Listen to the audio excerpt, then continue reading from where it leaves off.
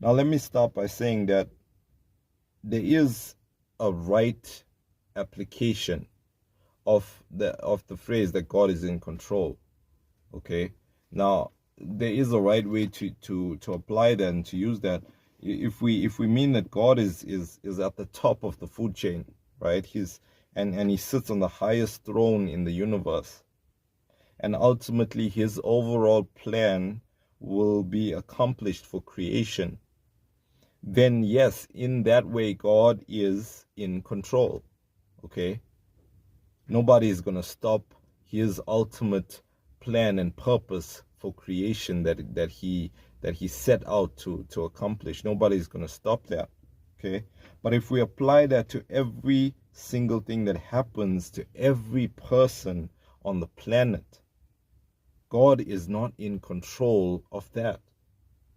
Because as I just mentioned just now, he has given the freedom of choice to mankind, and not only to mankind, he has given that even to angels, because a third of the angels rebelled against God, and they defected, and they became and God he cast them out, and including the devil, you know, Satan. Satan, who was once Lucifer, he became Satan because of the rebellion of his heart. And so even the angels, were placed on that freedom.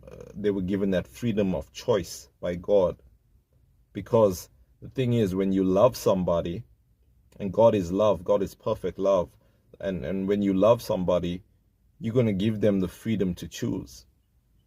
And if you give them the freedom to choose, you're not just gonna give them one option. If you only give them the option of good, then how is that the freedom to choose? Because there's only one option. So God had to provide. Uh, he had to allow for there to be an option to choose good or an option to choose evil. And that's what Satan did at the very beginning. Okay, and then he influenced mankind, and so